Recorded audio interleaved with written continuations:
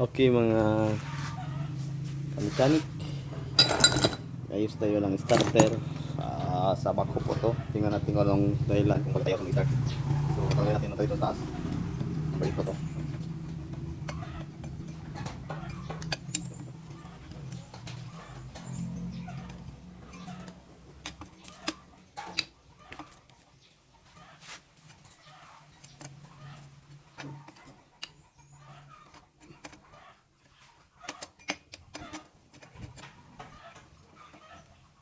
Tapos dito.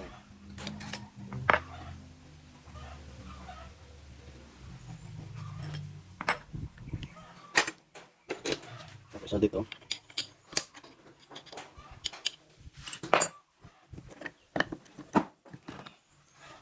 Tingnan natin yung carbon gas.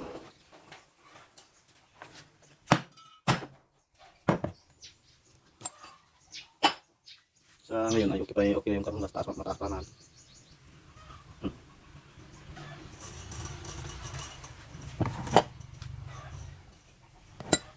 Hindi ka talaga dito yung contact point.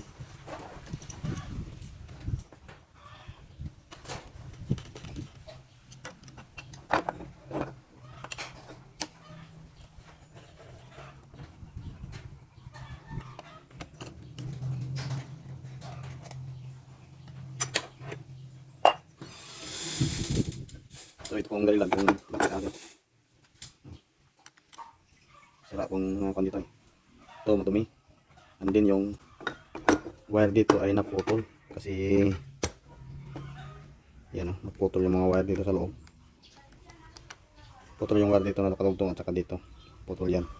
So ang gagawin natin ay dugtong natin yan. Tanggalin muna natin yung mga contact point dito para makita natin yung mga wire dito sa loob.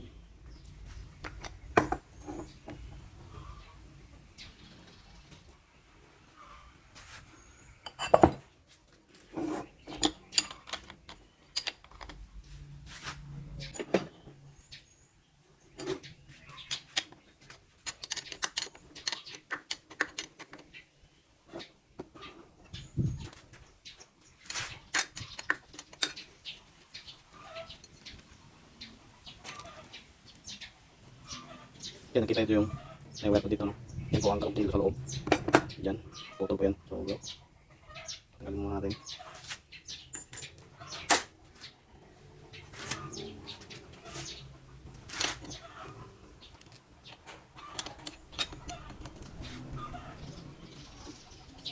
Ito wala pong wire dito sa kabila lang mayroong wire, no?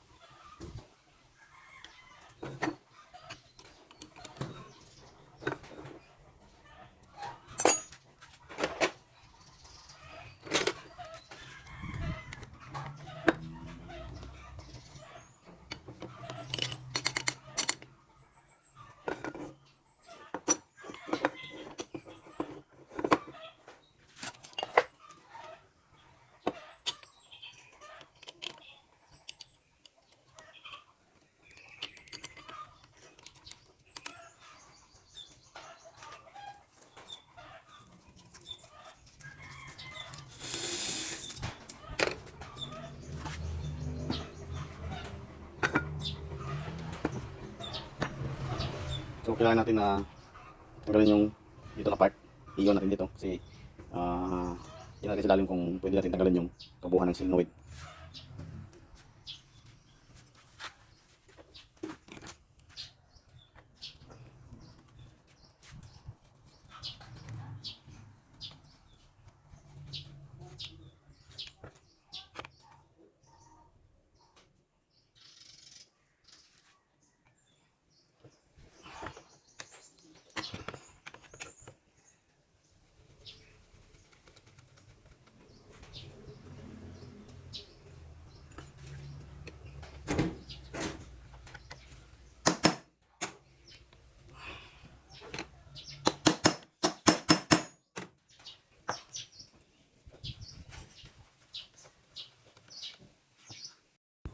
Ngayon guys ay tanggalin natin yung kwan dito, no, yung solenoid switch o startic, yung kanyang coil.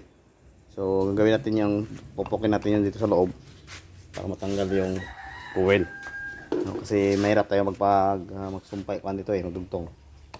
So, gagawin natin ay bukbukon lang natin ito.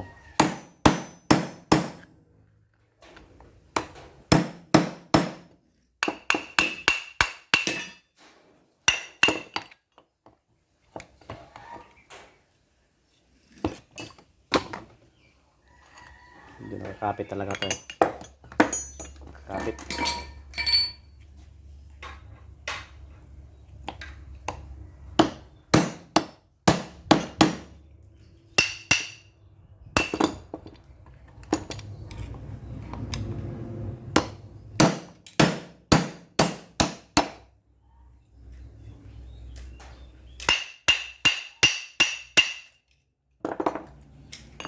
So yan, natanggal na yung coil.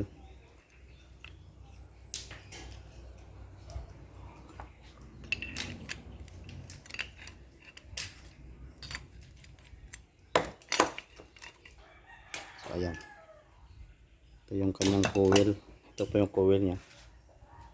So tingnan natin ito kasi naputol po yung connection dito ito.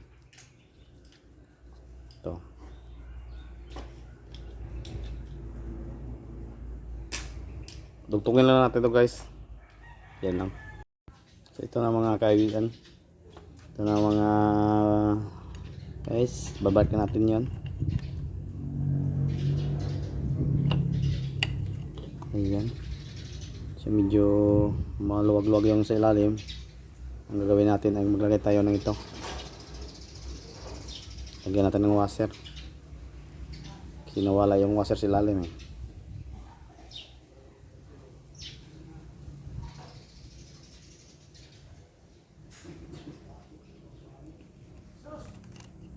Yan, ito ang gagawin natin mga guys. Lagyan na natin ng washer dito. Cutting lang tayo ng mylar para makuha natin yung sukat dito sa loob, para hindi po umaalog-alog yung kuha natin dito. Okay, ayan. Okay.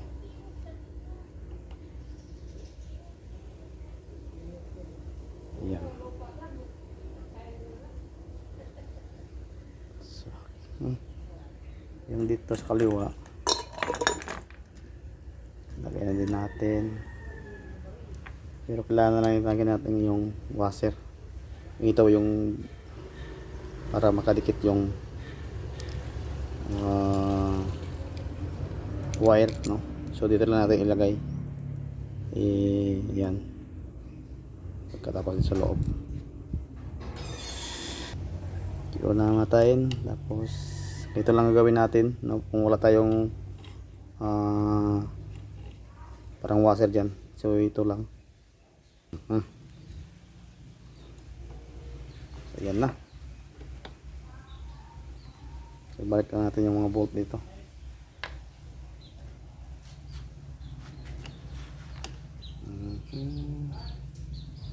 Yan lang. Katapos nito ay balik natin yung kanyang mga connection. Okay guys, dito ito na po yung tapos natin na linisan, no. So balik na natin yung kanyang plunger. Ito po, kasama yung spring. Yan dito. Ayan, yan po yung function niyan pag mayroong kuryente. So tapos balik natin yung kanyang cap dito. Ayan.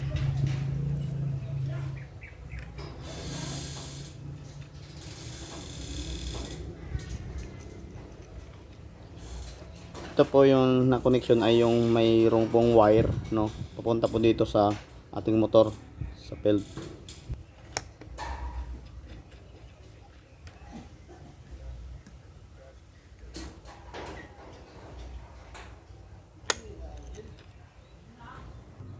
Okay guys, balik natin yung armature. Next po ay yung kanyang field coil. So mayroon po siyang guide dito.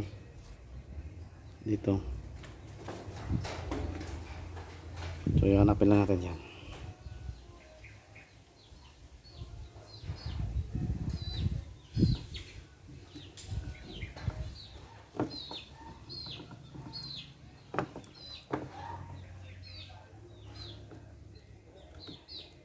Ayan lang.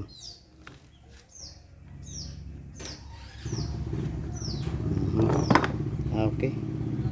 Medyo ano eh.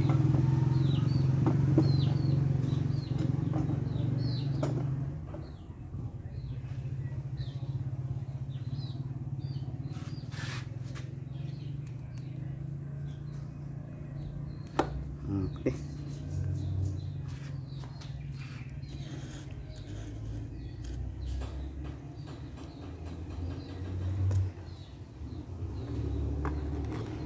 So kailangan dito may isa, mayroong pang protector, no. Wala man tayong pang kan dito. So electrical tape yung ilagay natin. Para dito pa proteksyonan po yung iwas grounded po.